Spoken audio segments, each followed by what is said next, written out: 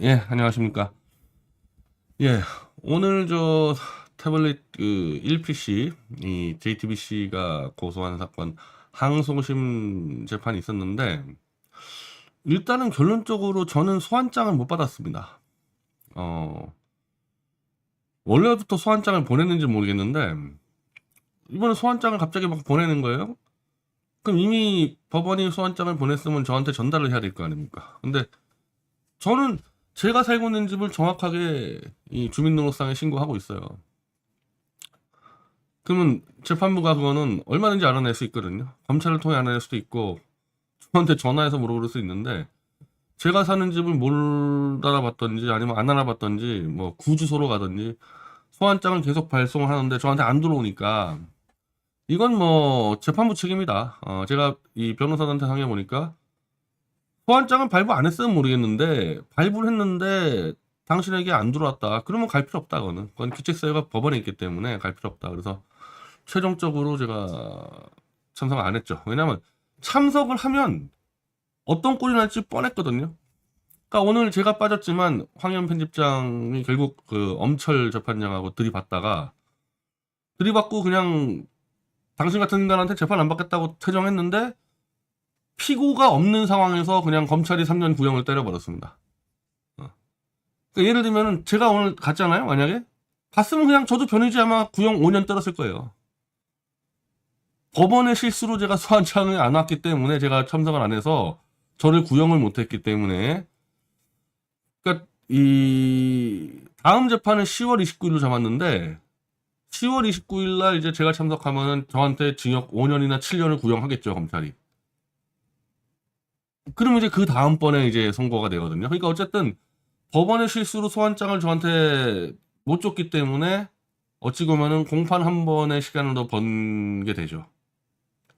뭐 저희가 일부러 시간 끌고 그런 게 아니라 아니 판사 이게 하는 작태가 막 나가니까 그럼 우리는 이제 판사 목을 잘라야 될 거 아닙니까? 그래서 판사 목을 잘라야 될 그 시간을 벌어야 되는데 하여튼 뭐 현재로는 다음 고문까지 한 2달 정도 시간이 벌었기 때문에 이 판사는 날려버려야죠. 이런 인간한테 재판받으면 되겠습니까?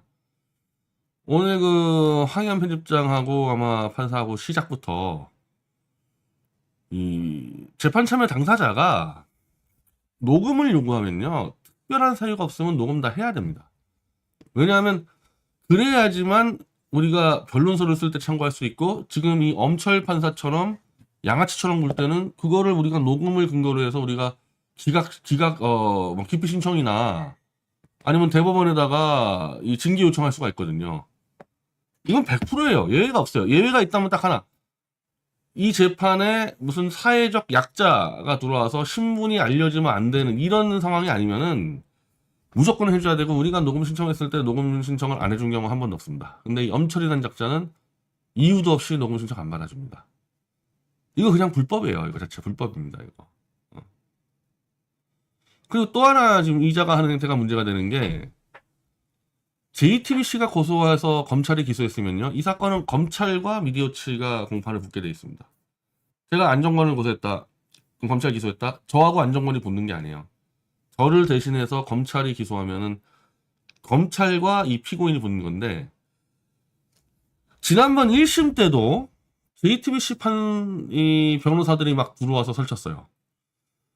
이상하다. 우리는 이게 뭐지?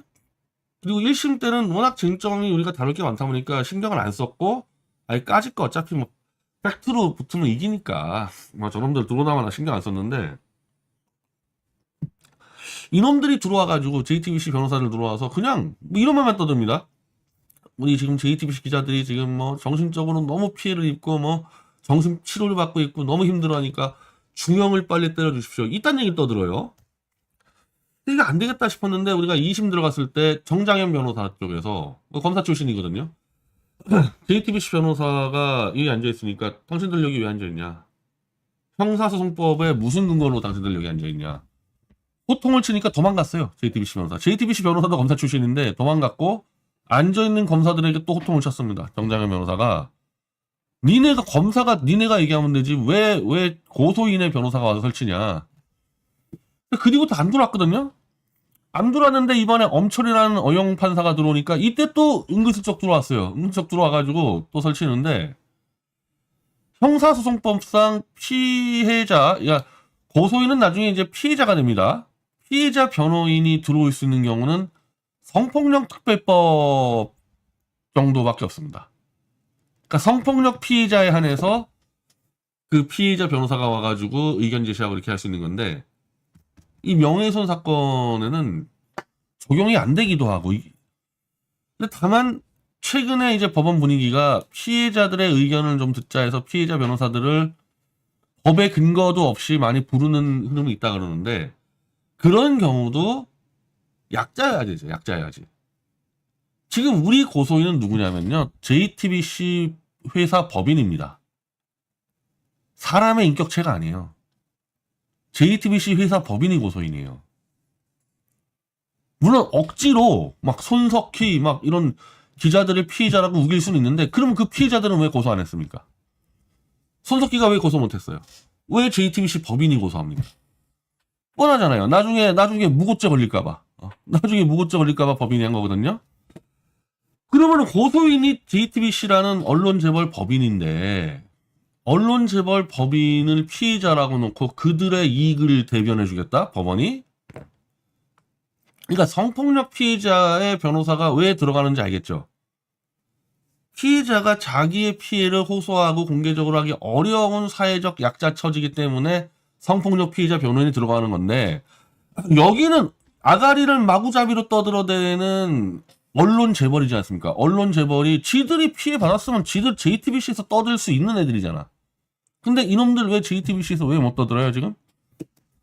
우리 조작했다 막 우리가 떠드는데 JTBC 왜 못 떠들어요? 떠드는 순간에 우리가 그거 갖고 언중이를 가고 또 우리가 소송 걸기 때문에 JTBC는 조작에 탁탁 걸려서 입을 못 여는 겁니다. 그러면 JTBC의 지위가 단순히 피해자냐 이거예요. 우리 미디어치하고 맞붙어 있는 사안이 JTBC가 멀쩡히 가만히 있는데 우리가 가서 뒤통수 때렸어? 이놈들이 국가적 사안을 지들 사익을 위해서 증거를 조작해가지고 검찰과 공모해 이런 놈들 아닙니까? 이거 거의 쳐 죽여야 될 놈들이잖아. 이거 중범죄자들 아니야. 미디어치 입장에서는. 그러면 법원에서는 일단 객관적으로 진위 여부를 먼저 따져야 되는 건데 따질 것도 없이 이미 JTBC 조작 여부가 너무 많이 드러나 있는 상태야 법원에서. 근데 이놈들을 불러다가 또 들어와가지고 지난번 들어오더니 김필지 기자가 지금 정신적으로 너무 힘들어요. 빨리 주연을. 한마디로 재벌 언론사에게 법원에다가 압력을 넣을 수 있게끔 길을 열어준 겁니다. 나는 이 문제에 대해서 대법원장한테 즉각적인 질문하고 싶은 게 이런 식으로 하면은 SKT나 무슨 뭐 권력자들 윤석열이나 이런 놈들이 자기 피해자라고 들어와가지고 변호사 보내가지고 판사 앞에서 그냥 막 떠들어대면은 이게 정상적인 재판이냐? 이게 사회적 약자를 배려하는 거냐 이게? 이놈 들어오면 안 돼요. 이놈 들어오면은. 근데 아마 그 얘기 했을 거야. 내가 분명히 짚으라 그래서. 근데 아마 또 이 판사가 그냥 JTBC한테 뒷돈 먹었는지 그냥 우겨낸 거고. 지난번에도 SKT와 연관된 판사 그놈 SKT 편들다가 SKT로 이직했잖아요. 지금 그래가지고 거의 사장급으로 있지 않습니까? 그러면 지금 엄철이라는 이놈 JTBC 뒷배 봐주고 JTBC나 SKT로 가가지고 사후 뇌물 먹으면 어떡할 겁니까? 그러니까 피해자 보호를 재벌이나 이런 놈들을 보호해주면 안 된다는 거야. 지금 이 제도도 없고 성폭력 피해자 관련된 거는 제도도 없는 거를 갖다가 피해자 변호사는 명목으로 들어와서 언론 재벌에게 그냥 압력과 로비할 수 있는 길을 터주고 있습니다. 이 판사란 놈이. 제가 공수처에다가 수사 의뢰할 건데 이미 SKT 편든 놈이 SKT 가서 해먹고 있는데 그럼 이놈 뭐냐 이놈 또 JTBC나 SKT 가서 해먹을 거 아니냐? 사후 뇌물이든 이거 수사해라 이거. 어떻게 재벌 언론의 변호사가 막 들어와서 지 마음대로 떠드냔 말이야 이거.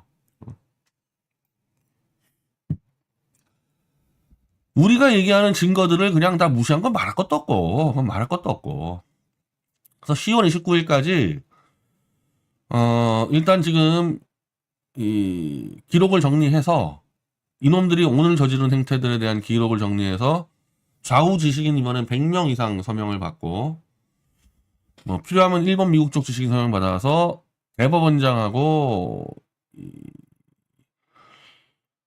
국회의장하고 이거 한동훈에게는 보낼 필요 있을까요? 이거 한동훈에 보낼 필요 없죠, 이거. 이놈 공범인데. 근데 형식상으로 보내야 되나? 추경호 원내대표한테 보낼까, 그러면? 오케이. 추경호 원내대표하고, 이재명 대표하고, 박찬대 원내대표, 그리고 김승원 법사위 간사 등한테 보내서, 이거 국회 차원에서 들여다봐라. 이 판사 이 어용 판사 이거 탄핵시키든지 어떻게 하고, 대법원장은 즉각 징계해라. 그런 식으로 제가 밀어붙일 거고, 10월 29일 전까지 아마 공수처에서 아마 움직일 수도 있고, 태블릿 계약서 재판이 9월 26일 날 시작됩니다.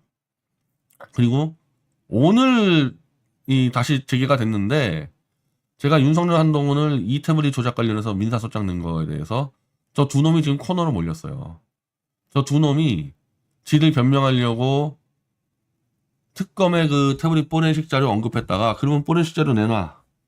CCTV 언급했어. CCTV 내놔. 그래서 결국에는 이 포렌식 자료와 CCTV 자료를 안 내놓으면 안 되게 돼버렸거든요. 이거 안 내놓으면은 그냥 민사에서 패소하는 거야. 그러면 저놈들은 조작에 걸려버린 거거든요. 그 우리가 다 채널로 공격을 하니까 10월 29일까지, 그리고 또 오늘도 지금 제가 짚지만은 지금 민주당 법사위가 지금 들끓고 있어요. 이 정청래 박지원 때문에 들끓고 있어서 국회에서 엎을 수도 있고, 제가 국정감사 나갈 수도 있고, 지금 변희재 이 국회 태블릿 조작 증인으로 내보내라는 지금 국민청원이 지금 시작되고 있지 않습니까? 지금까지 한 1,800명 넘은 것 같은데, 아마 5만 명은 뭐 채울 겁니다, 다음 달까지. 그래서 제가 국정감사 나갈 수도 있고, 어쨌든 10월 29일까지 이거 판을 엎어버려서 이 어용 판사들부터 정리하고, 그리고 당연히 이 태블릿 조작의 진실이 드러나면은 윤석열 부역자처벌법이나 태블릿 진상규명법을 통해서 이 진실을 틀어막은 이 엄철 등 판사놈들 싹 다, SKT로 도망간 그놈까지 포함해서 판사놈들 싹 다, 검사놈들 싹 다 사형을 최고 사형시킬 수 있는 그런 입법을 만들도록 하겠습니다.